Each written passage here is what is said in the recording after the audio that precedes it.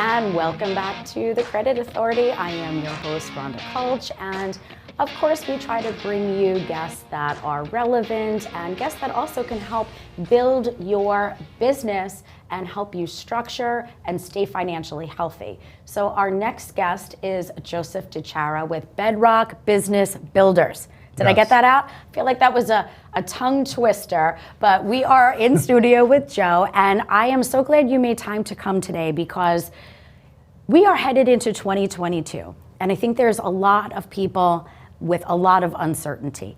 And what I love to do is speak with you about your CPA services, your outsourced services, but most importantly, your vision for helping the new business owner learn the pathway to structuring and building and doing it with a solid foundation.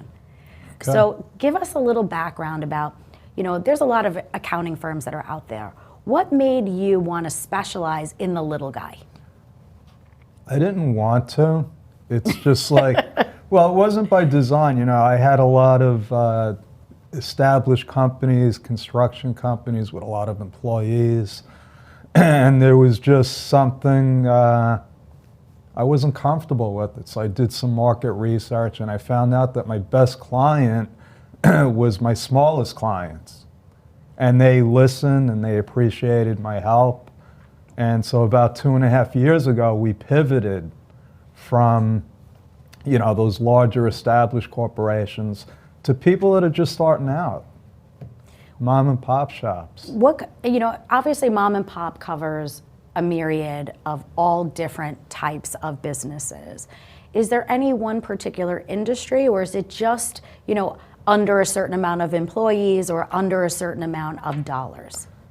A lot of our people are negative. They're starting businesses and they just have expenses. They have no employees and what do you call it? They're as small as you can get. So it's the solopreneur for the most part, where somebody that might have a vision and it might not really be a career, but it's still a hobby, and they're trying to grow. They're trying to grow accordingly. Right. So when you are working with that client who, as you said, is negative, right? You're taking that client, it's a vision, they're trying to put, their business into perspective.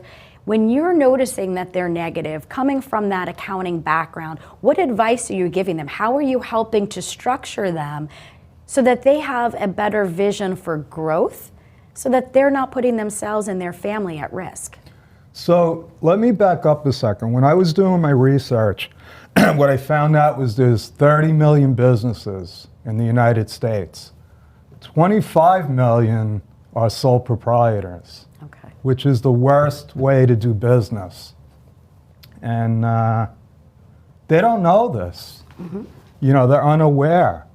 So we start teaching them the different entity structures. And so, I think it's important for people to understand the difference between the entity structures and as well as the positives and negatives. Right? So, for example, my company's structured as an LLC, but that may not be the appropriate structure for another small business. So this is another misnomer. People are misled about LLCs because the IRS doesn't recognize an LLC. So for tax purposes, you're still a sole proprietor or a partnership, mm-hmm. which is the worst way to do business. And people don't realize why it's bad. You have no control over your self-employment taxes. Whatever your net profit is, you're paying 15% in self-employment taxes. That's a big percentage. So even if I'm a small business, let's just say I'm making under $100,000 a year. Let's just use, easy numbers. What you're saying is that if I'm structured as an LLC, not me personally, but if somebody's structured as an LLC, and they're making under $100,000, there would be a better entity type to help them for tax purposes. Absolutely. So a single member operating entity, usually an S Corp, is the best structure. Now with an S Corp, I was told, or at least when, not recently, but I was told that S Corps have to take payroll. So if you have to take payroll and you are a small company, you're incurring expenses from payroll. So does the expenses from payroll counteract against the savings from the tax side of it? Okay, so this is a point that accountants, lawyers bring up, that you got to take what they call a reasonable salary. Yeah. But that's open for interpretation. I would be bouncing my checks all day, right? Yeah. So what is a reasonable salary? It's, the IRS has all of these benchmarks. They say, well, you got to look at somebody in the similar business running this, what would they get paid? It's not that simple, okay? If a business is not making money, how are they going to pay a salary? Correct. If a business is making $20,000 in profit, what kind of salary can that generate? So it's not cut and dry. It's not black and white as people would think. Okay. But the thing is that when you do that, when you structure yourself as an S corp, you have control. You decide how much you can pay yourself. You have a whole nother level of options that sole proprietors don't have. Okay. And these are things that you would consult on, right? As clients come to you in, I'll say, their infancy.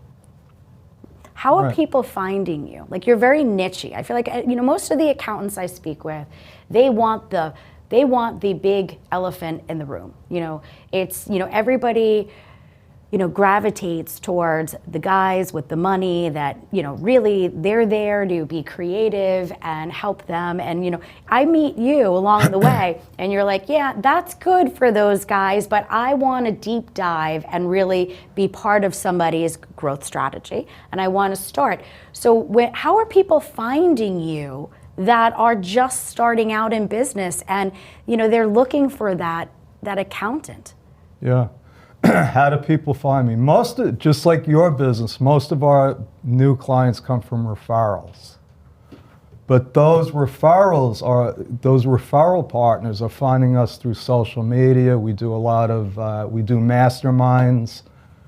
We invite people. I do interviews just like this. We're on YouTube, and we're out there looking for people that we can help. So you're doing more of the educational, creative approach. Right. Instead of being the guy that's, saying, hey, of course, come on in, I'm your local CPA, I'm your local tax advisor. What you're doing is you're putting yourself out there through social media as an educational resource. Exactly. That we actually have Bedrock University, where we put all our videos up there. We have videos on our business, this is what we do, this is how we do it, this is why we do it. We choose our clients. And you were talking about the big elephant, that's what accountants want. Yeah, that's great for the typical accounting CPA firm. I'm an entrepreneur that happens to have a CPA license. It's a different mindset. And I have, my heart goes out to people that are just starting out, they're struggling, and they really can't afford to pay a CPA firm. Okay, so I had to design a business where we could service these people adequately, efficiently, properly, for a price that they can afford. That was like a no-brainer. So it's almost like that introduction rate, come on in, we're going to get you started. And then I'm assuming as their business takes off and they're having a certain level of success, you're then able to scale your fees accordingly. Oh yeah. You're like, I have no problem charging you once you're making money. I just want to be there from the inception. Well, unfortunately, a lot of people never get past that introductory rate, a lot of reasons. But there's people that, and this is hard to believe, they actually have very little businesses, very little work, but they stay with us because we're like a community to them. Well, you're a resource. We're a resource. And they're like, for what we're charging them, they're like, just in case I get a letter or something, I know I can go to somebody. And I think it's not, uncommon for people, especially small business owners, to receive different types of notifications, whether it be from the state or from the IRS, where they instantly have a certain level of anxiety and they don't even want to open the envelope because they're afraid, right, that their business is at risk. So these are all things that you would be able to service and handle for clients that come your way. You know, yes, absolutely. We have a system for that, a procedure. We have a procedure for everything. And that's how we keep our prices low. Which I love. But, you know, I have my own story. When I got into accounting, I got a letter from New York State. I had driven an ice cream truck the summer before I graduated. And I got a letter, I opened it up, and it's a tax warrant from New York State, and I didn't know why, and I thought my life was over. Yeah, well, it's that level of anxiety that you're now able to protect your clients. Right. So knowing that, and knowing that when we incorporate somebody, they're going to get a bunch of mail. Some of it is scams, believe it or not. Most of it is just junk mail from the government telling you, oh, you got to do this, you got to do that, and they get the anxiety. And you're there to protect them. All we tell, just take a picture of it, send it text it to me. Literally, they text it to me, and I'll tell them to shred it. Which I love. Most of the time. Which I love. Well, again, we are in studio today. We are with Joe DiChiara with Bedrock Business Builders. Yes. I feel like this tongue twister. So if you are a young business, you are looking to start a business, and you are not sure who to speak to or where to turn, please consider reaching out to our guest today, Joe, at Bedrock Business Builders. And I guess it's bedrockbusinessbuilders.com? Yes. You got it. All right, well, stay tuned for our next guest.